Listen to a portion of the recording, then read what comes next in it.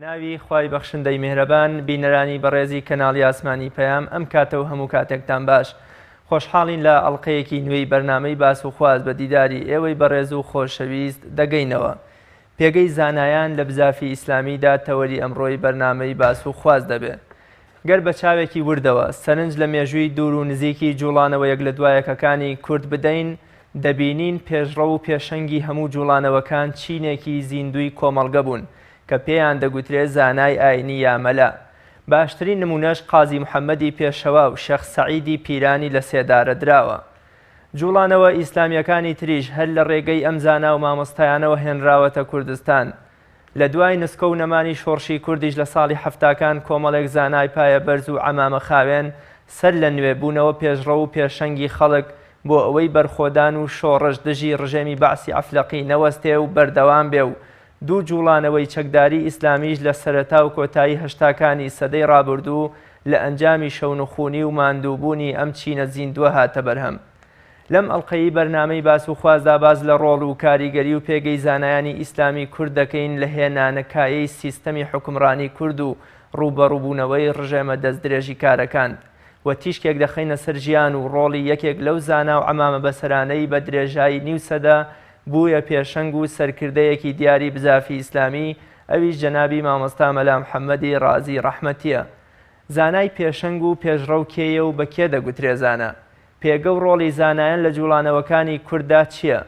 هەموو شۆڕشەکانی کورد تەنانەت ئەوانش بە شۆڕشی نادینی و نائیسلامی ناو دەردەکرێن یا سەرکردەکەیان یەکێکە لە دامەزرێنەرانی یا مەلا بووە. ئەمە بۆچی؟ بۆچی خەڵکی و جەماوەر هەمیشە بۆ ڕوبەڕووبوونەوەی ستەم و نادادی بەر لە هەموو کەس هانایان بۆ مەلا و زاناکان بردووە و ئەوانیان کردوتە پێشەنگی خۆیان. بەڕێزان پاش ناوبڕێک لەگەڵ میوانەکەم زۆر بەڕێز مامۆستا ئەبوبەکر سدیقی زانای ئاینی تاوتوی ئەم پرسیارانە و چەند پرسیارێکی تر دەکەین.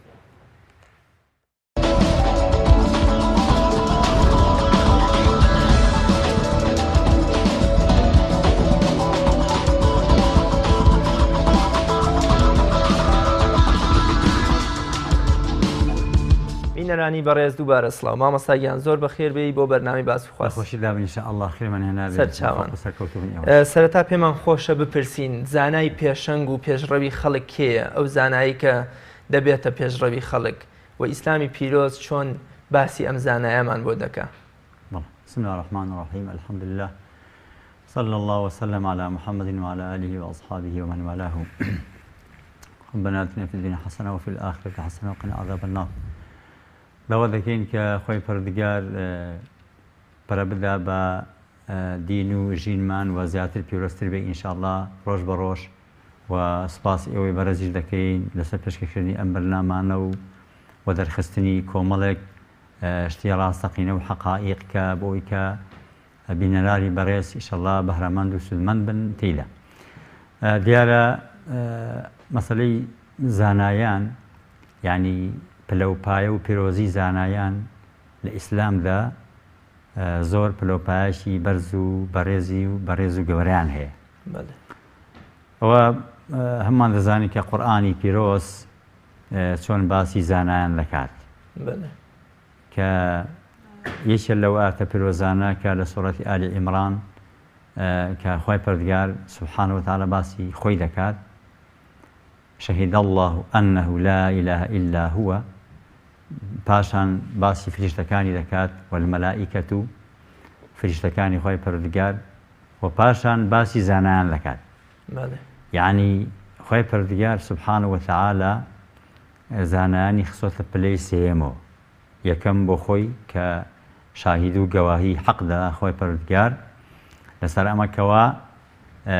هیچ خوایەک نییە إلا ذاتي خوي نبي سبحانه وتعالى ذاتي الله جل جلاله وباشان لفرمي إن الدين عند الله الإسلام ديني راسقين لله خوي پروردگار دين الإسلام ومن يبتغي غير الإسلام دينا فلن يقبل منه وهو في الآخرة من الخاسرين لغير إسلام خوي پروردگار دين كتر ورناقل رضيت لكم الإسلام دينا وباشان كالفرمي فريشتكان ئەو شاهدیان داوە و پاشان دەفەرمێ زانایانی زانانی ئیسلام ئەوانەی کەوا خاوەنی علم ئێمە چۆن زانایەکی ئاینی زانایەکی مسلمان بناسین وەگەزانین زانابوون بە ڕووکاری جەستە و جلوبەرگ و نازناو و تەنانەت بۆ سەر و سیمای وەکو جامانە و ڕیش و ئەم شتانە نییە. ئێمە چۆن بزانین لە ڕووی معنەویەوە بزانین ئەم کەسە زانایەکی ئیسلامیە و ئێمە بە زانای بناسیێنین. بەڵێ زانە بەڕاستی زانە ئەو کەسەیە کە یەکەم ئەو عیلمەی هەبێ کە پێویستە مەقسوودە، یعنی چکە ئیمامی غەزالی ڕەحمەتی خوا لێبێ قسەیەکی جوان دەکات لە ئیحیا عولوومالدینە، دەفەرمێ زانە زۆرە. ئەوە تەمان ئەوکو زانان کە باسەکەن نزیکەی 310 زانستە هەیە. بەڵام ئایا ئەم کەسەی کە زانایە، مەسەڵەن کەسێک کە فیزیا دەزانێت، مەسەڵەن هەندەسە مهندسێکی چاکە، مامۆستایەکی کیمیاوی گەورەی چاکە، دەروونناسێکی گەورەیە، مەسەڵەن زیندەوەرناسێکی چاکە، بەڵام ئاگای لە تێگەیشتن لە قورئان و سوننە نەبێ، ئاگای لە شەریعەتی ئیسلام نەبێ، ئاگای لە ئوسوڵی فقه نەبێ، ئاگای لەو عیلمانە نەبێ کە وەکو زانایەکی گەورە کە شارەزا بێ لە قورئان و لە سوننەت، پێ دەوترێ زانانە. بۆی ئیمامی غەزالی دەفەرمێ زانای ئاینی زانا زیاتر بەو کەسە دەگوترێ کە شارەزای گەورەی هەیە بێ لە قورئاندا، بزانە کە قورئانی پیرۆز چۆن لێ حاڵی بووە و قورئانی پیرۆز چۆن عەمەلی پێ بکە، چۆن بڵاوی کاتەوە و چۆن ئیشی پێ بکات، پاشان سنەتی بە پێزی پێغەمبەری خوا صلی الله علیه و سلم ئەو عیلمانەی کە لەوێ وەردەگیرێن، یعنی دیارە هەموو وەکو باسەکەن هەموو عیلمەکان هەر عیلمی خوایە، بەڵام زیاتر زانای ئاینی ئەو کەسەیە، پاشان ئەزانە ئەو کەسەیەکەوە ئیش بکە بە عیلمەکەی خۆی. مامۆستا دوای ڕمانی خلافەی ئیسلامی لە ساڵی 1924 و سیستەمی دەوڵەتداری لە ئیسلامە هەڵوەشایەوە، کۆمەڵێک دەوڵەت لە ڕۆژهەڵاتی ناوەڕاست دروست بوون. لەو ساوە زانایانی کورد، عەمامە بەسەرەکان، ئەوانەی کە پێیان دەگوترێت زانا و مەلا، پێشڕەوایەتی خەڵکیان کرد بۆ سەندنی مافی ڕەوای میلەتەکەمان، هەر لە قازی محەممەد و شێخ سەعیدی پیران هەتا دەگاتە ئەم سەردەمە جوڵانەوەکانی کورد لە مەلا خاڵی نەبوون. پێمان خۆشە بزانین پێگە و ڕۆڵ و کاریگەری مامۆستایان مەلاکە زانای ئاینی لەم جوڵانەوانە چییە، لەم جوڵانەوە و ئەو هۆکارە چی بووە کەوای لە مامۆستای ئاینی یا مەلاکان کردووە کە پێشڕەوایەتی بزافی ڕزگاری خوازی نەتەوەکی خۆیان بکەن. لەسەرتاوە من تەمان ئەو مەسەلەی بزافی ڕزگاریکردنی میلەتی کورد بەڕاستی وەکو خۆت ئاماژەت پێکرد ڕۆڵی گەورە زانایان بینیگانە، هەر لە شێخ سەعیدی پیران و شێخ عەبدوڵای شەمزێنی و قاضی محەممەد و ئیتر ئەو مامۆستا بەرز و بەڕێزانە بەڕاستی دەور و ڕۆڵی گەورەیان هەبووە و لە دوای ئەوانیش زیاتر ینی ئەوانەی کە لە حوزرەکان پێگەیشتوون لە مزگەوت تەخەڕوجیان کردووە و لە دینی خۆی پەروەردگار کە شارەزا بوون زیاتر ئەوان ڕۆڵیان بینیوە بەڕاستی. ئەوە شتێکی ئاشکرایە و شتێکی واضحە. من لە کتێبێکی خۆمدا رسالەی ماجستێر ئەو تەسەلسولەم بە تەرتیب نووسیوە، ئەو شۆڕشانەی میلەتی کورد کە هێناوێتی کە لە شێخ سەعیدی پیران و پێشتر و دواتر و قازی محەممەد و ئەوەکانی کە و ئەمانە هەموویان ڕۆڵی یەکەم، شخصی یەکەم، کەسایەتی یەکەم کە دەوری بینیوە و خەڵکی بان کردووە بۆ ئەو مەسەلەیە، بزوتنەوەکەی ڕاپەڕاندووە و لە دژی زوڵم و ستەمکاری کە لەسەر میلەتی کورد کراوە کە تەمان ئەوان ئەو زوڵمانە کە کراوە تێکەڵ بووە لەگەڵ ئەوەی کە کوفری ناوەتەوە ئەو کەسە، گوناه و تاوانی هێناوە، زوڵمی کردووە، غەدری کردووە، کارێکی وای کردووە کە شەریعەتی ئیسلام ڕێگەی ئەو مامۆستا و پیاوە گەورانەی داوە کە هەڵ بچن شۆڕش بکەن. جا نمونەیەکی جوان بهێنمەوە، دکتۆر قاسملو، دکتۆر عەبدوڕەحمان قاسملو کتێبێکی بەناوی کورد و کوردستان، پێناسەیەکی عالم و مەلای کورد زۆر جوان دەکات. بەڕاستی من لە کتێبەکەی خۆشم نووسیمە، پێم خۆشە کە ئەوە بەڕاستی ئینسافێکی جوانی هەبە ئەو پیاوە. دەڵێ باسی شێخ و مەلا دەکات. شێخ دەڵێ لە پێشەوە باسی مەلا دەڵێ مەلا کەسێکە لە ناو میلەتی خۆیدا دەژیە و بۆ میلەتەکەی دەژیە لەگەڵ ئازار و مەینەت و ئەشکەنجە و ناڕەحەتی میلەتەکەی خۆیدا لە پێش هەموو کەسێکەوەی و بەشداری هەموو مەینەت و ناڕەحەتەکان دەکات. بەشداری هەموو ئەو شتانەیە کە غەم و پەژاری میلەتەکەی ئەوە ینی قسەیەکە زیاتری تامان لەسەری دەڕوا ئەم قسەی ئەوە تامان ئەوە مەسی ئەوەیە ئەو لە ناسینی ئەو پیاوە شۆڕجێر و خەباجێر و پیاوە گەورانەی کە شۆڕشیان کردووە هەل لە قەدیمەوە هەتاوەکو ئێستا شێخ سەعیدی نورسی شێخ سەعیدی پیران شێخ عەبدوڵای شەمزێنی ئەوکانی تر کە زۆرم تەمەنان بێنی و لە وڵاتی خۆشماندا هەر بە هەمان شێوە مامۆستان بەڕاستی دەوری گەورەیان هەبوو دواتر دێنە سەرباز مامۆستا بۆ نمونە ئەو پرسیارە بکەین کە زانایانی ئیسلام یا موسڵمانان هەمیشە وا تێگەشتوون کە تەنها لەژێر ئاڵای ئیسلام یان بوونی خەلیفەیەک یا دەوڵەتێکی ئیسلامی ڕوبەڕووبوونەوە لەگەڵ دوژمنێکی دەوروبەر ئەبێتە جیهاد بەڵام دوای ڕمانی خلافە ئیسلامی لە کوردستان کاتێکەوە ڕژێمی بەعەز لەسەر میلەتەکەمان هەڵچنرا بوو ڕژێمی بەعەز بەردەوام بوو زانایانی ئیسلام چۆن توانیان واقعەکە بگۆڕن و وای لێ بکەن ئەم خەباتەی کە موسڵمانان دژی ڕژێمێکی داگیرکەر و ستەمکاری وەکو سەدامەیکەن بەرگی جیهاد و واتا و پێناسەی جیهادی پێ ببەخشن دیارە هەروەکو ئاشکرایە مامۆستایانی ئاینی خۆمان زانایان بەڕاستی ئەوەندەی کە منیش بەبیرم دێ و ئاگادارم کاتێککە بینیان حکوومەتی بەعەز زوڵمێکی زۆری کرد لە ملەتی کورد لەم کوردستانی ئێمە و غەدر و غودورێکی گەورەی هێناکایەوە دەستی پێکرد دێهاتەکانی دەسووتان شەڕ دەبوو لە ناو دێهاتەکان ئەو کاتە پێشمەرگە ئیش دێهاتەکانی دەسووتان خەڵکەکەی دەرەکرد و خەڵکێکی زۆری بەڕاستی تووشی مەینەت و ناڕەحەتی و کۆچکردن کرد بۆ ئێران و بۆ توران و بۆ وڵاتانی ئەوروپا و ئەمانە و خەڵکێکی زۆر ناچار بوون خاک و وڵات و نیشتیمان و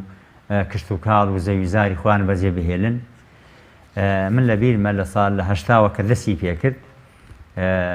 و لە دووە چەند شتی تریش کە ڕوویدا لە مەنتیقەکە مامۆستایانی ئاینی بە تایبەتی ئەو مامۆستا بەرز و بەڕێزانە کە دوایی کۆچیان کرد ناچار بوون بۆ ئێران کۆچیان کرد ئەوان هەستان چەندەها کۆبوونەوە و چەندەها شتیان کرد لە سلێمانی و لە هەولێر و لە ڕانیە و لە چاقڕنە و لە هەڵەبجە و کە تەکبیرە لەم حاڵە بکەین ناکرد ئێمە وەکو عالمێکی دینی ئەو خەڵکە مەسەلە خەڵکەکە بە زۆری کە ئەوها ناچار دەبوو مەسەلە لە لادیەوە دەهاتە شارەکە لە شارەکە ئەگەر بۆ خۆی لەوێ خۆی ماتە کرد هیچ شتێک نەدەکرا و خەڵکێکی زۆریش بەڕاستی بە شوێن پارە و پول و سەرۆت و سامان و ئیغراعاتی حکومەتی بەعسیدا کەوتبوون بەڵام مامۆستایانی بەرز و بەرز ئەو مامۆستا گەورانەی هەڵەبجە و سلێمانی و ڕانیە و هەولێر و شوێنەکانی کە و ڕانیە و قەڵازی و ئەمانە بەڕاستی وتیان ئەو شتە بە ئێمە قبوڵ ناکرد کەواتە زانایانی ئیسلام توانیان بەم کاریان توانیان جموجۆڵی ئیسلامی وەکوڵێکی دوانەیان بەرپا کرد بە تایبەتی لەو کاتەدا کە بڵین ئیخوان فکری ئیخوان وازەختیان لەسەر بوو لە حکوومەتی عێراقیدا ئێمە ئەوەمان زانی کە دوکتۆر عەبدولکەریم زێدان ڕەحمەتی خوای لێبێ ئەو کاتە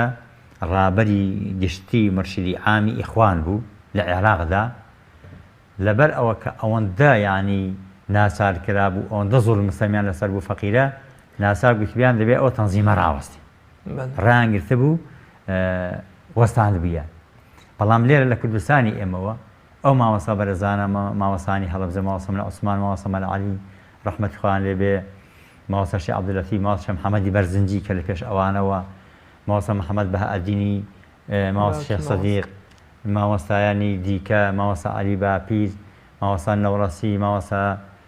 شێخ عەبدوڕەحمان هەبوو سەرگەڵووی کە حەسەن حەمەخالی کاکەمال دڵپەمووی ئەمانت کە لەگەڵ ئەو مامۆستا بەرێزانە مامۆستا مەلا مەحموودی ئازادی بەندە مامۆستا عەبدولەتیف مامۆستا مەلا عەلی بیارە کۆمەڵێک لەو هەموو مامۆستا مەلا قادر لە ڕانیە کۆمەڵێک مامۆستای دیکە کاک حاجی کامیلی کە بڵێن لە هەڵەبجە مامۆستانی هەڵەبجەوەکانی دیکە مامۆستا مەلا قادری کۆکۆیی والحاصل ئەو مامۆستانە بڵێن لە هەولێر بە هەمان شێوە مامۆستا مەلا سەلمان مامۆستا مەلا قادری برایەتی کۆمەڵێک لەو هەموو مامۆستایانە هەستان لەگەڵ مامۆستاکانی تر هەموو بیریان کردەوە کە بەڕاستی ئێمە بەو شێوازە نابێت دابنیشین نابێ ئێمە قبولی ئەم زۆر مستەمە بکرێت کە لایەن حکومەتی بەعەسەوە دەکرێت لە میلەتەکەمان هەستان تەنزیمێکیان تەرتیب کرد بکە ئەو کاتە بەناوی پەیوەندی ئیسلامی بوو. زیاتر ماڵشە محەممەد کە چۆ دەرەوە زیاتر ئەو ڕابەراتی دەکرد و لە سلێمانیش ماوەسەشی عەبدولەتیف یادی بەخێبێ ڕەحمەتی خوای لێبێ لەگەڵ مامەسانی تر هاتنەکایەوە و ئەو تەنزیم و تەرتیباتە بەڕاستی ڕێکخرا و ئیتر بڕیاردرا بەیعەت کرا بڕیاردرا کە بە هیچ شێوازێک ئێمە لێرە بولاوە قبولی ئەو شتان ناکرد. مامۆستا محەممەدی ڕازی ڕەحمەتی خوای لێبێ یەکێک بوو لەو مامۆستا بەڕێزان لە سەرەتای سەدەی 20ەمە تا ساڵی 60ەکانیش بەهۆی ئەوەی کە والی و پیاوانی دەسەڵاتداری عوسمانیەکان هەر لە بیری باج و سەرانە و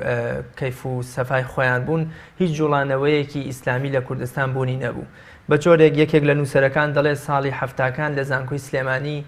سێ کچی باڵاپۆش و لەچک بەسەر هەبوو، یانی بە شێوەیەک باسیەکە کە ئیسلام لەو سەردەمان نامۆ بووە.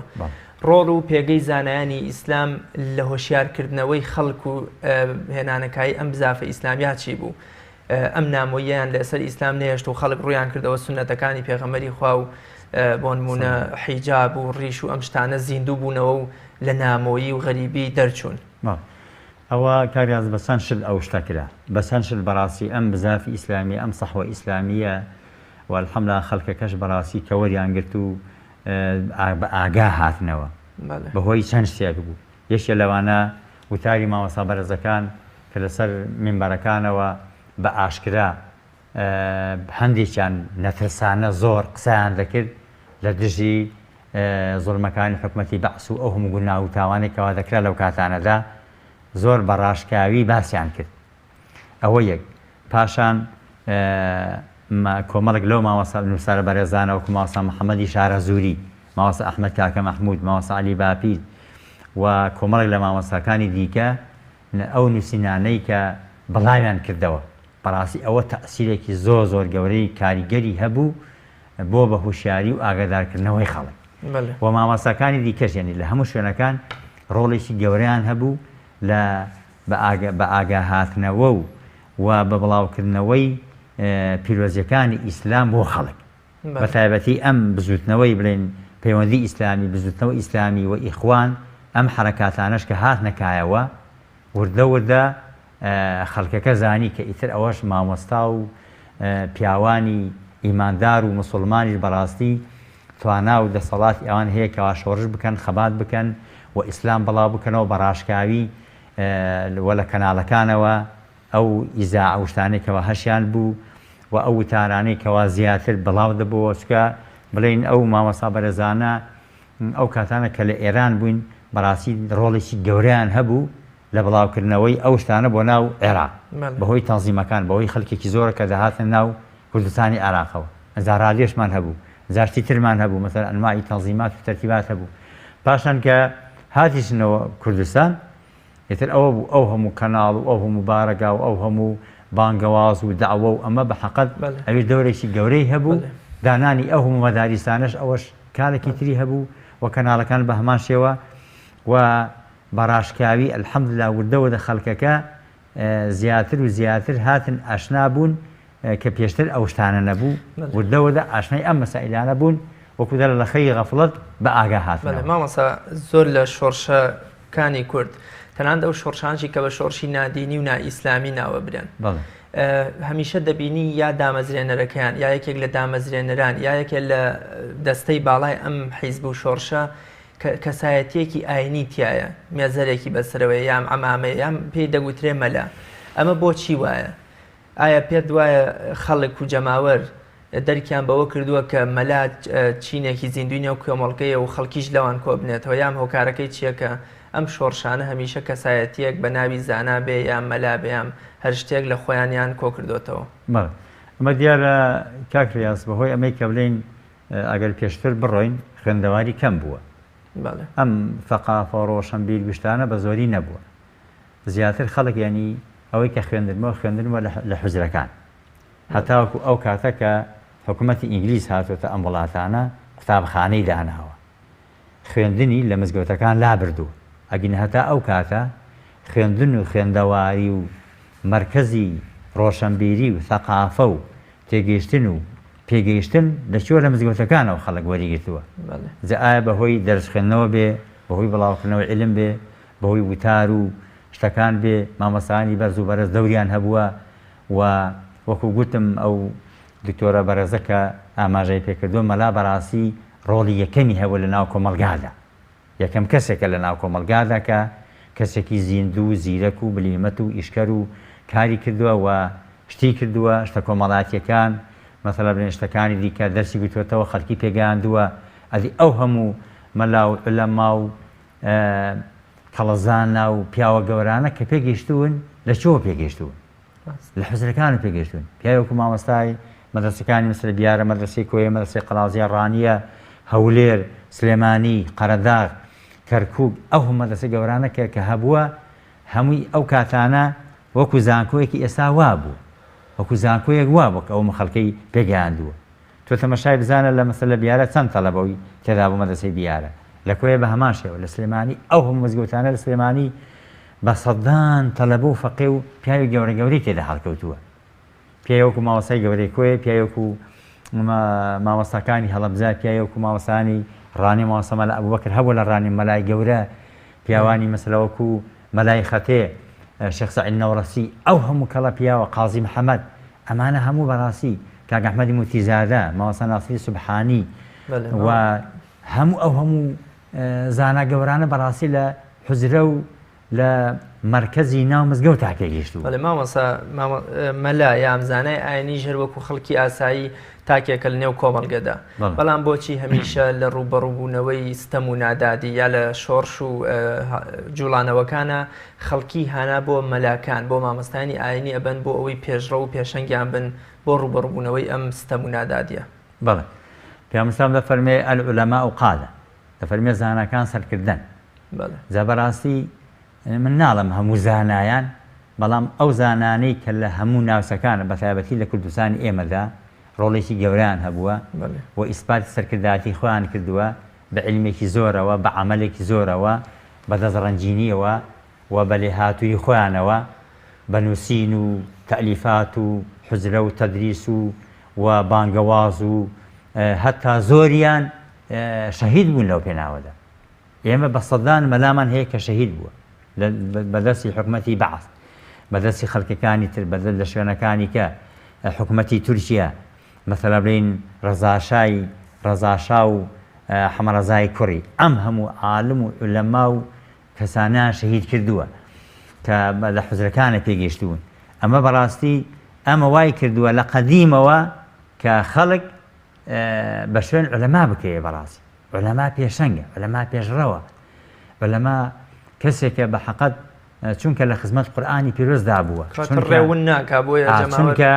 چونکە عولەما دەزانێ العولەما وەرەثەة الئەنبیا زانان میلادبەرانی پێغەمبەران عەلەیهیمۇ السەلام وەکو پێغەمبەری خوا دەفەرمێ و بە تایبەتی زانانی خۆمان ئەو کەڵە زانانەی کە هەڵکەوتون ئەو پیاوە هەڵکەوتوانەی کە هەڵکەوتون بەڕاستی بە شوێنی پێغەمبەری خوا داڕاشتن سەڵڵا سەڵەم کە پێغەمبەری ئیسلام لە دژی زوڵم ستەمکاری بزانە چی نەکردووە ئەم هەموو مەینەت و زەحمەت و ئەزەیتەی قبول کردووە کە دەفەرمێ ئوذیت فی الله ما لم یؤذ ئەحەد هیچ کەسێک دەفەرمێ وەکو من ئەزەیتی نەبینیوە لە پێناوی خوای پەروەردگارە زانانی لە شوێن ڕێگەی ئەوە ڕۆیشتوون بەڕاستی جا بۆیە بە حەقەت خاڵێکەیە کە زۆر گرینگە من باسی بکەم دکتۆر یوسف قەرضاوی لە کتێبێکی بەینات الحل الئیسلامی باسەکە دەڵێ مارکس کاتی خۆی مارکس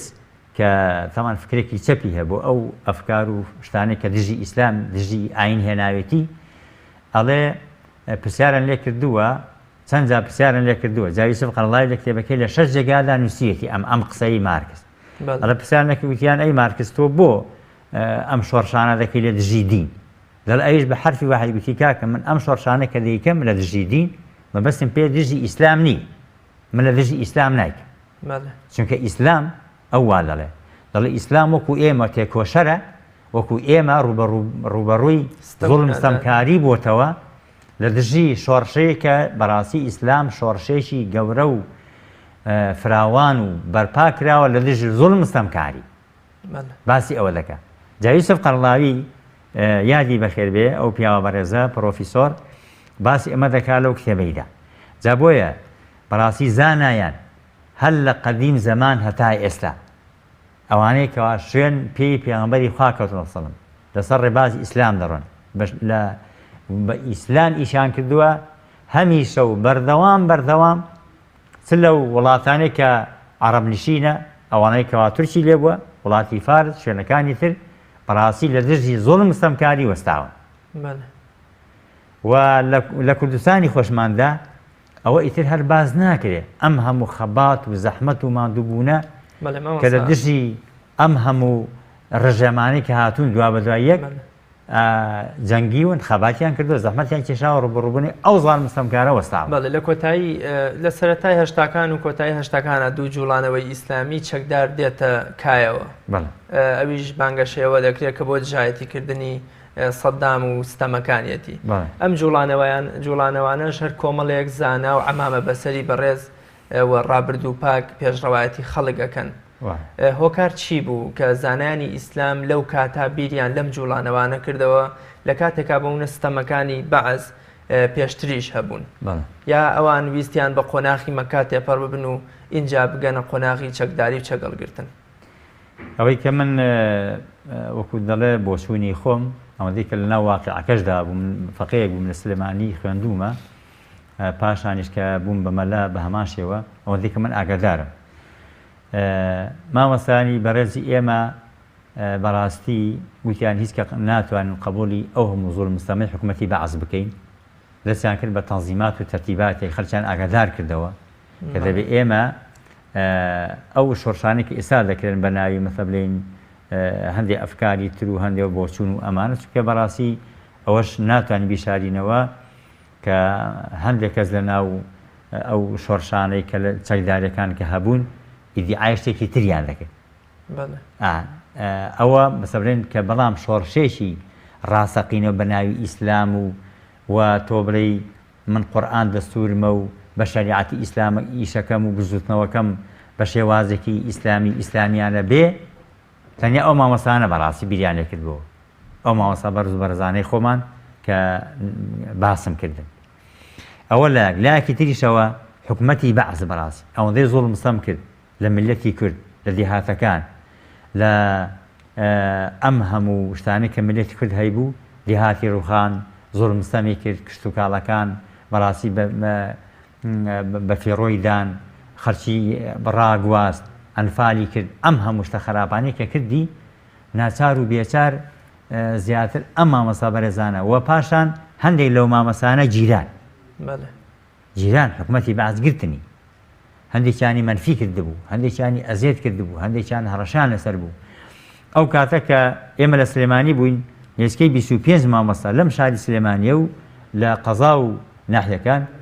ئەمر بالقەبضیان هەبوو لەلایەن حکومەتی بەعسەوە لەلایەن ڕژێمی حکومەتی بەعسەوە کە بگیرێن ئەمان ئیتر ئەوانیش بەڕاستی ئەمەش هۆی چ بوو کە ئەمانە بڕیارن ئەوها درابووکەوان لێ بکرێ هۆیەکەی ئەوە بوو کە ئەم مامۆستایانە بیریان کردەوە گوتیان ئێمە بەڕاستی هیچ کە ڕازی نابین ئەوە دابنیشین بەو شێوازە قبوڵی ناکەین ئەم حکومەتی بەعز ئەم هەموو مستەمە دەکات ئەم هەموو خراپە و خراپەی نایەوە دیهاتەکانی ڕووخاندین خەڵکەکەی شەید کردین و ژنمدار دەربەدەر بوون خەڵکێکی زۆر دەربەدەر بووە بۆ وڵاتان بۆ ئەملا بۆ ئەولا هیچ کە بەڕاستی ئێمە ئەو شتە قبوڵ ناکەین. ئەوە بوو کە ئەلحەمدولیلا دەستیان پێکرد سەرەتای ئەو شۆڕشە بەڕاستی وەکو بۆشم باس کردی بزوتنەوەی پەیوەندی ئیسلامی دروستکرا لە سەرەتاوە پاشان ئەوە هەر لە ناو شار چەند ساڵە کە بڵێن ئەمە خەباتی کردووە و لە ناو شارە تەنزیماتی کردووە خەڵکی ئاگادار دەکردەوە کە دەبێت ئێمە وەکو خەباتی شارمانەیە خەباتی شاخشمان هەبێ نابێ هەلێرە دابنیشین ناچاوری بێسا ئەمجا هەندێکیان تەمان هیجرەتیان کرد کۆچیان کرد کێچە لەوانە ئەو مامۆستا محەممەدی ڕازی بوو ڕەحمەتی خوای لێبێ مامۆستا محەممەد و مامۆستا نەوڕەسی کۆمەڵێک لەو مامۆستان دیکە مامۆستا مەحموودی ئازادی مامۆستا عەلی دیارە مامۆستا عەبدولەتیف مامۆستا شێخ لەتیف مامۆستا حەمە یوسف مامۆستا عەبدوڕەحمانی سوجادی مامۆستا عەبدوڵای جیهاد کۆمەڵێک لە مامۆستاکان دیکە کە ئێستا لەوانە هەموو لەبیر نەبێ و بەرانی دیکەش کاک حاجی سەعید وەستا حەمەمین مەثەلا کاک کاظم کۆمەڵێک لەو هەموو برانە بەڕاستی هیجرەت و کۆچیان کرد لە پێناوی خۆی پەروەردگارە بۆ ئەوەی کەوا دا هەڵ بستنە دەرەوە لەوێ بارەگا و تەرتیباتێ بکرێ بۆی کەوا زیاتر ئێمە بتوانین ڕوبەڕووی ئەو حکومەتە زاڵم و غەدارە ببینەوە. بەڵێ مامۆستا سەدام و ڕژێمەکەی لە هەموو کۆڕووکەبوونەوە نووسین و تەلەڤیزیۆنێکدا ئەیان گوت پاساومان بۆ هێرشەکانی سەر کوردستان ئەوەیە کورد میلەتێکی کافرە و تەنانەت ناوی سوورەتی قورئانیشیان بۆ هێرشەکانی خۆیان دانا و بە تەکبیر و ئەڵڵاهو ئەکبەر هاتنە سەر لادێ و شارەکانی کوردستان لە کاتێکا هیچ لادەیەکی کورد نەبووە مزگەوتیتیان نەبوو بێ. ڕۆڵی مینبەری مزگەوتەکان کە شوێنی ڕئیسی و سەرەکی مامۆستایانی ئاینی بووە چی بوو لە بەرپەرشدانەوەی ئەم تۆمەتەی سەدام و ڕژێمەکەی کە بە جیهانی دەرەوەی بسەلمێنن کورد نەک هەر بەڵکو میلەتێکی کافرنیە بگرە زۆر لە عەرەبەکان و لە سەدام و ڕژێمەکەشی مسلمانترە و لەوانیش زیاتر بە ڕێبازی پێغەمبەری خوا صلی الله علیه وسلم پابەندن. بەڵێ من چەند شەکت بۆ باسەکەم کاکریاز لەو بارەوە کە بەڕاستی هەمووی ئەمە ڕووداوی مێژووییە. یەکێ لەوانە کە کاکی خۆی مەلاکانیان حکومەتی بەعەس جا نازانم سەردەمی حەسەن بەکرد بووە یان لە پێشووتر بووە هەرچی مەلا عولەمای وڵاتانی تریشە کۆیان کردوونەتەوە عەبدولکەریم قاسم ئەوانە بووە هەستاون شتێکیان کردووە کە گوتویانە حکمێ دەربکەین قەرارێ دەربکەین بڕیارێک بدەین کە میلەتی کورد کافرە و مرتەدە و ئێمە یعنی وەکو ئیسلام خەلاسیان کەین. بەڵام ئەم مامۆستا گەورانەی خۆمان بە تایبەتی مامۆستایانی هەڵەبجە مامۆستا مەلا عوسمان مامۆستا مەلا عەلی مامۆستا ساڵح گەورە و مامۆستاکانی دیکە ئەمانە لەو مەجلیسەدا بوون. ئەمان هەوڵیان داوە هەستاون لەگەڵ مەلایانی شیعە ئەو جەماعەتی شێخ جەواد خاڵسی و بابوو باپیرانی ئەوان کە هەبوون هەوڵێکی زۆریان داوە کە هەوڵیاندا کە بە هیچ شێوازێک ئەم قەرارە نابێ دەربکرێ و بڕیارێکی ئەوها ئەگەر دەربکرێ بە هەموو ئەوانەی کە هاتبوون بۆ ئەو کۆنگرێ پیان سەلمانن ئەگەر بڕیارێکی ئەوها دەربکرێ بڕیارێکی ستەمکاریە کە ئێوە عولەمای ئیسلام شخصیاتی کەسایەتی ئیسلامی هاتوون دەرەوە حکومەتی بەعەسواتان پێ دەڵێ ئەمە ئەسڵ و ئەساسی نییە. وەرما بچینە کوردستان تەمەشای ئەو هەموو مزگەوت و ئەو هەموو ئیماندار و مسلمان و حاجی و مەلا و عولەما و حوزرە و تەدریس و شتانە بکەن لە کوردستاندا. ئیتر ئەوە لەوێدا ئەم مامۆستا بەڕێزانە ڕەحمەتی خۆیان لێبێ پێیان سەلمانن کە نەخێر نەک میلەتی کورد مرتەد و کافر نییە نەک هەر ئەوە نییە بەڵکو میلەتی کورد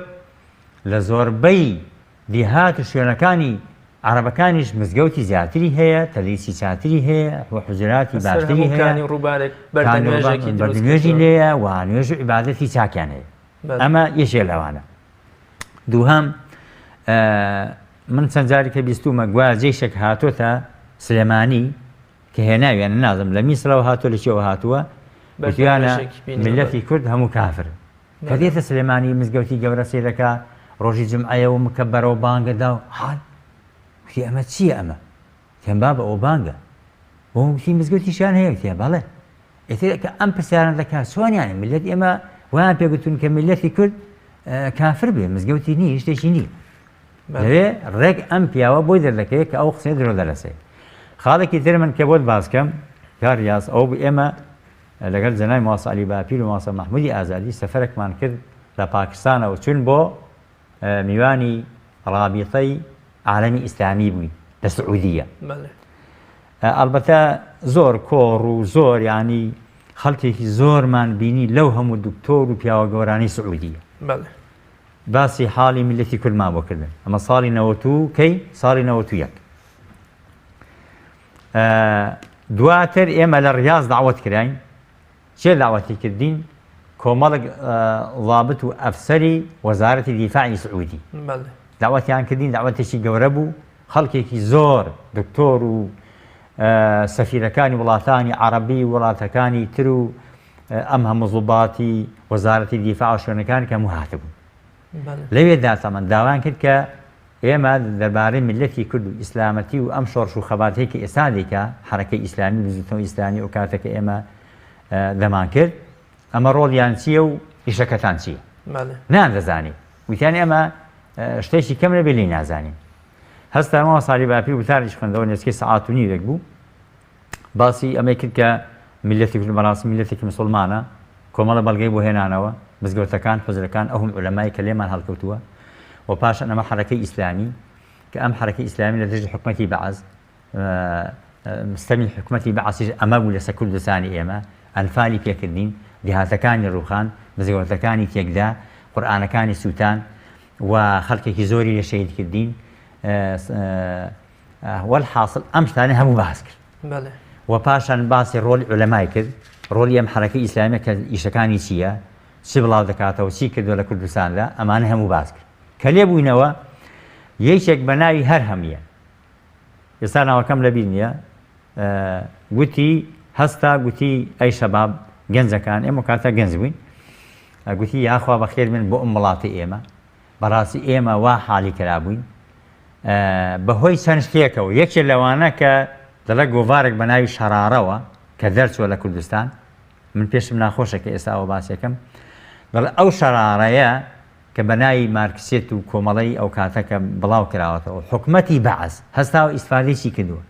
هەستاوە ئەم گۆڤارەی بردووە بۆ هەموو وڵاتانی عەرەبی بۆ شەخسیاتی ئیسلامی بۆ وڵاتەکان کە ئەم میلەتی کوردە ئەوەتان داوای مارکسیت دەکەن داوای شوعیەکەن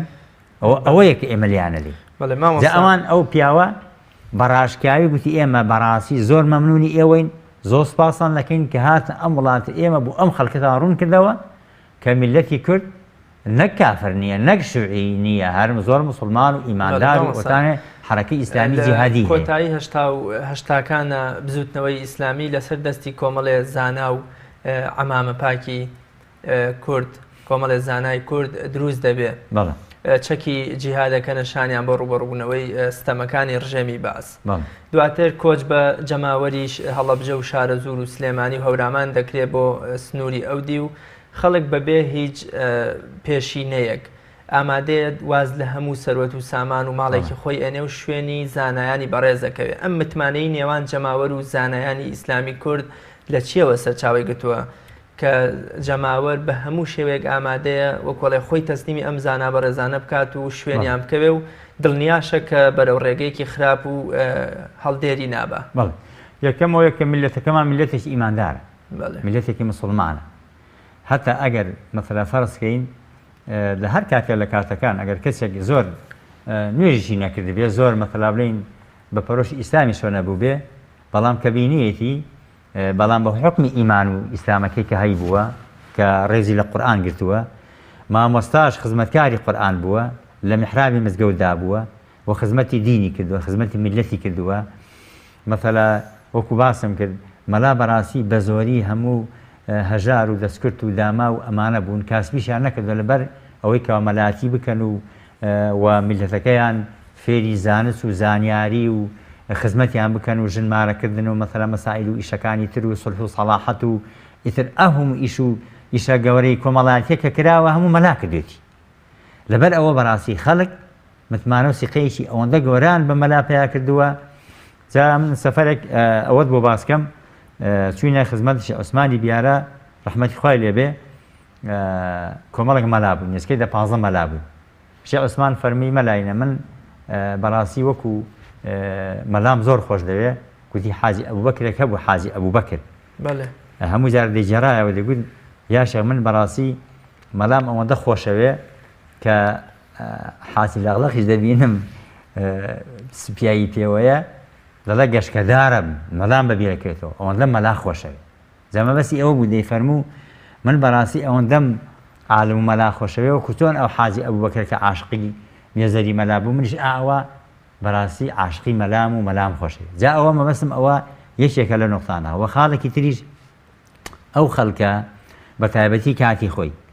هەر مشکلە و گیر و گرفتیەکی کۆمەڵایەتی و مەشاکل و ئەوانان هەبوو بێ مەلا بەڕاستی بۆی هەڵ مامەسا هەر لە بزوتنەوەی ئیسلامی و ئەو جوڵانەوە چەکداریە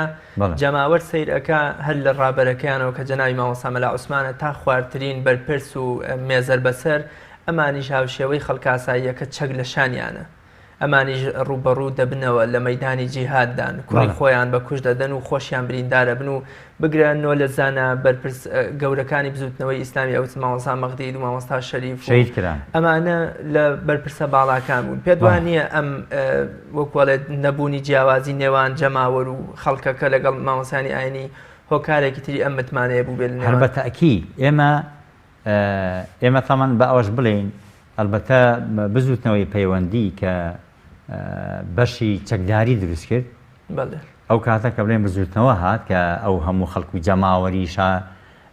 ناوی چیە شارە زور و ئەمانە هەموو هاتن شوێنەکانی کە و هەموو بەڕاستی کە هاتن بزوتنەوەی پەیوەندی ئیسلامی زۆر پێشوازێکی گەورەی لێکردن ئەوە دەورێکی گەورەی هەبوو ینی بووی کەوا میلەتەکە زیاتر بزانن شوێنێکیان هەیە جێگایەکیان هەیە وە کەسێکی تریانی هەیە کەسێک هەیە کە میوانداریان لێ دەکات زائدە مرن جمهوری ئیسلامی کە ئۆردوگا و تەرتیباتێکی زۆری بۆ خەڵک دانابوو بەڕاستی ڕێز و حورمەتێکی گەورەی زۆری خەڵکی کرد و پێشوازی باشی لە خەڵک کرد مامۆستا شێخ محەممەد و مامۆستا شێخ عەبدولەتیف و مامۆستایان دیکە و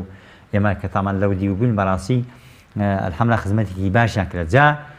لەوێدا ئەم خەڵکەکە هاتن لەگەڵ ئەو مامۆستا بەڕێزانە هەموو شوێنیان بۆ تەرتیب کرا من لە بیرمە خەڵکی ئەم مەنتیقەی سەرگەڵ و هەڵەدن و یاسەمر و ئەمانە کە هەموو هاتن بۆ ئەودی و هاتنە مەنتیقەی بانە حکومەتی بەعەس هەر لێ نەدەگارە لەوێش هەر لێیەدا فەقیرە لەو مەنتیقانە ئێمە لە خزمەت مامۆستا شێخ محەممەدی بەرزیندیدا مامۆستا مەلا مەحموودی ئازادی چوین لەوێ یەکسەر جمهوری ئیسلامیش هاتە سەرخەت لە منتیقەی کامیاران شوێنی بۆکردنەوە لە شوێنەکانی کە شوێنی بۆکردنەوە ئەو خەڵکە بەڕاستی پێشوازێکی زۆر گەورەی لەکرا وەلامان کاتە لە سەلاسی باوەزانی لە منتیقەی مەثەلا ناوی چیە شوێنەکانی کە جوانڕۆ پاوە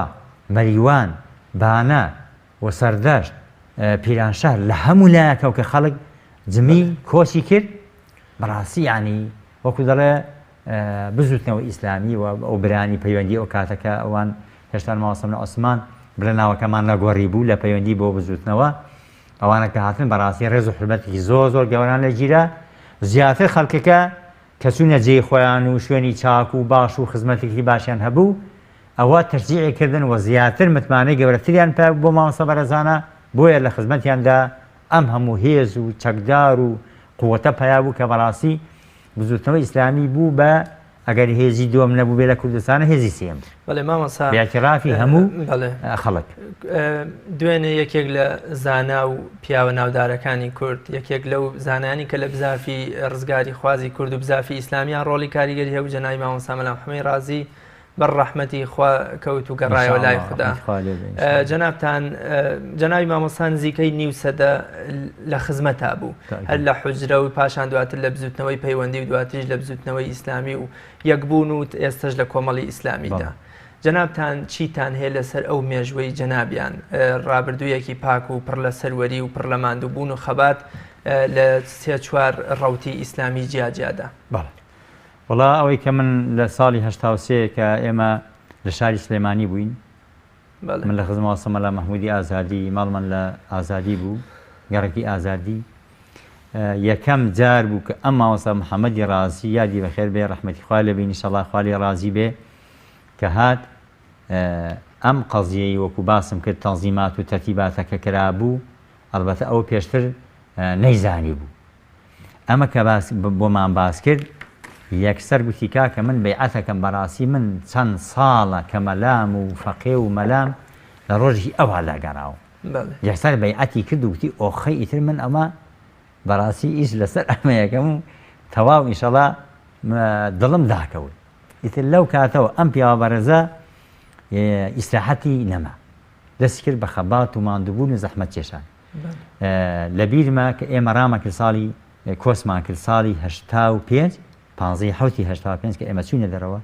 زۆری پێنەچوو مامۆستا محەممەدی ڕازی لەگەڵ کۆمەڵک مامۆستای دیکە مامۆستا ئەبوبەکری زۆمەڕەسی مامۆستا ئەحمەدی پێنجوێنی وە کۆمەڵک مامۆستانی دیکە هەمویان ئەوانیش هاتن کۆچیان کرد هاتن بۆ ئەوتیو ئیتر لەو کاتەوە مامۆستا محەممەدی ڕازی ئەوەی کە من بینیومە یەکەم ئینتیخاباتێک کە کردمان ئەم پیاوە بە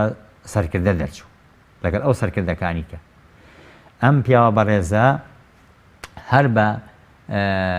ئەوەی کە سەرکردە بوو لە هەمان کاتە ئامیر هێزی خالیدیش بوو لە مەنتیقەی بۆسکان ئێمە چەند کۆمەڵێک هێزمان هەبوو یەکێک لەوانە هێزی خالید بوو مامۆستا محەممەدی ڕازی کرا بە بەرپرسی هێزی خالید منجا تەمان شوێنەکەی بەڕاستی زۆر مشکلە بوو جاش و حکومەتی عێراقی شەوانە و ڕۆژانە جگە لەوەیەکەوە تۆپیان تێدەگرت و هەموو هەڕەشە و گوڕەشان دەکرد دامود ئێمە دەچین ئەو شوێنانە دەیانگرین و ئەو چەکداری ئیسلامیە کە لەوەیە ئێمە ناهێل لە مەراسی لێ ببن زۆریان پێ ناخۆش بوو ئەلبەتە الحەمدوللا ماوەسا محەممەدی رازی ئەو کۆمەڵە برای کە لەوێ مانەوە ثەباتێکی باشیان هەبوو سەنگەریشی گەورەیان کرد یەکەم سەنگەری ئەو کاتە بڵێن پەیوەندی ئیسلامی بوو پاشان بزوتنەوە ئیسلامی لە بۆسکان بوو یەکەم سەنگەر و یەکەم شوێنی بارەگایشی گەورەمان لەوێ تەرتیب کرد ماوەسا محەممەدی رازی بەڕاستی دۆرێکی گەورەی هەبوو لەوێ و زۆر بە شەهامەتانە زۆر بە عزت و شەجاعەت و غیرەتەوە بەڕاستی مایەوە هەتاوەکو بڕیارماندا کە بینە ناو کوردستانە بۆ ناو کوردستان ماوەسا محەممەدی رازی یەکەم کەسێک بوو یەکەم سەرکردەیەک بوو کە دەوری بینین لەگەڵ پۆلێک لەو پێشمەرگە مجاهید و بەرز و بەرەزە نەترسانە هاتن بۆ منتقەی قەرەداغ لە لایسکەشەوە ئێمە جەماعەتەکەمان چون بۆ منتقەی مەلەکان و هێزەکانی کەشمان لە شوێنەکانی کە بە درێژایی حدود هەر هەبوو لە هەموو شوێنەکانە ماوەسا محەممەدی رازی بەڕاستی زۆر نەترسانە زۆر بوێرانە زۆر دیندارانە بە ئیخلاسەوە جا کۆمەڵێک سفاتی هەیە ماوەسا محەممەدی رازی ڕەحمەتی خوای لێ بێ هیچ لەوانە پیاوێکی متەواضع بێفیز و هەوا پیاوێکی خۆش زۆر خۆش بوو لەگەڵ هەموو کەسێکە لەگەڵ گەورەدا لەگەڵ بچووکدا وەک دەزانین جەنابی ماوەسا محەممەدی رازی هەم پیاوێکی ئاینی و زانا و بانخواز و تالبێژێکی کارامە بوو هەم سەرکردەیەکی سیاسی و عسکەری بوو لە مەیدانی جیهاد و ڕوبەڕووبوونەوە جەنابیان چۆن توانی بوویان پەیوەندیەک لە نێوان حوجرە و میمبەر لەلایەک لەگەڵ مەیدانی سیاست و مەیدانی جیهاد پێکەوە گرێ بدەن و وەکوڵێ خزمەتی هەردوو لا بکەن و مافی هەردوو لاش بدەن بەڵێ من ئەوەی کە لە بیرمە کۆمەڵێک مامۆستا کە هاتنە ئەودی و هەر تەلەبەی خۆی بوون هێشتا ماوەسا محەممەدی رازی بە پەرۆشی ئەوەی کەوا کات خۆی حوجری هەبوو و دەرسی گرتووەوە تەدریسی کردووە هەل بە هەمان ڕێوەڕەسم دەرسی پێدەوتن بەو مامۆستا بەڕێزانە هەر خەریک بوو یانی و مامۆستا غەیری ئەوەش بەڕاستی ماوەسا محەممەد لە هەموو ئێمە لەو هەموو بارەگانەی کە هەمان بووە ئەوە مەتەلا بڵین بەرنامەی سڕ و پڕی دەرزگوتنەوە قورئان خوێندن تەدریسکردن و ئەوە بەرنمەیەک بوو کە بەڕاستی ئێمە هەر لەسەری ڕۆشتووی ماوەسا محەممەدی رازی یەکێک بوو لەو مامۆستا بەرەزانی کە بە هەمان شێوە لەسەر ئەوە بەردەوام بوو زۆر حەزی دەکرد ئەو قەزیە ئەنجا لە ناو میلەتیش تەمان ماوەسا محەممەد بە حکمێکەوە مەلایەکی گەورە و چاک بوو ئیجازەی لای ماوەسا محەممەد وەرگرتە بوو مەلایەکی دوازە عیلم بوو و خەتیبێکی چاک بوو بەڕاستی پیاوێکی سیاسی و لێزان و بەغیرەت بوو لە هەموو شوێنەکان لە هەموو لادەکان لە هەموو ئەو جێگانەی کەوا چووە الحەمدولیلا وتاری هەبووە و دەوری هەبووە دەرسی هەبووە تەدریسی هەبووە دەرسی گوتوێتەوە ئەگەر فەقێشی دەست نەکەوتوێ ئەو برانە کە لەگەلی بوون بەڕاستی ئیسفادانێ کردووە و شەوانە و لە هەموو کاتەکانە بە حەقەت بەرنامەی دەرزگوتنەوە و تەدریس و وتار و خەڵک پێگەیاندن و تەسکیە و ئەو کتێبەکانی ئێستا ئاشکرایە ئەو کتێبانێکەوە هەیەی لەم ڕۆژانە من کتێبێکم بینی کە ئەنجومەنی بانگەواز ئێستا ئیشی لەسەر دەکا کتێبی ماوەسا محەممەدی رازی بوو بە ناوی پەروەردە و پێگەیشتن پەروەردە و تەنزیم کەوا باز لە پێگەیاندنی ئینسان دەکات باز لە تەسکی ئینسان دەکات جا بۆیە بەڕاستی ماوەسا محەممەدی رازی وەلامان کاتە دەوری قەزاوەتیشی بینیوە لە زۆر ئەو کاتانە ماوەسا محەممەدی رازی بەڕاستی قازێکی چاک هاتنێکی باش بەرنامەکەم زۆری نەماوە پێمان خۆشە کۆتا پەیامی بەڕێزتان بزانین لەبارەی هەم پێگەی زانیان لە بزافی ئیسلامی و وەفاتی جەنابی مامۆستا محەممەدی رازی بە کورتە فەرموو بەڵێ ئێمە بەڕاستی من وا دەزانم مامۆستایان لە هەموو کاتێکدا وەکو باسمان کرد بە درێژە پێشەنگ و پێشەوا و پێشڕە و سەرمەشق بوون لە هەمان کاتە ئێستاش و لێرە بەولاش و هەتا ئەم دنیا بێ و ئیسلام الحەمدولیلا ینی وەکو دەرمەداری بسوورەتەوە ئەبێ مامۆستایان بەڕاستی پێشەوا و پێشەنگ بن وەکو ئەو مامۆستا بەرەزانێک کە وەفاتیان کردووە ئەو مامۆستا بەرەزان کە دەوریان هەبووە زەحمەتیان کێشە هەر لە ماوەسا عوسمان و بەڕەحمەت بێ ماوەسا محەممەد ماوەسا شێخ سیغ ماوەسا عەبدولەتیف ماوەسا لەتیف ماوەسا شێخ لەتیفی واژەیی ماوەسا محەممەدی رازی ڕەحمەتی خوای لێ بێ ئینشاءڵڵا ماوەسا عەلی بیارە مامۆستاکانی دیکە کە ئێستا ماوەسا محەممەدی کونەفلووسەیی کە ئەوە حکوومەتی عێراقی کاتی خۆی لە سێدارەیدا و کاک خالیس کۆمەڵێک خەڵکی ترمان کە هەموو ئێستا بەڕاستی ناکردناوی هەمیان دەبێت ئێمە ئەم مامەسانەی ئێستامان ئەم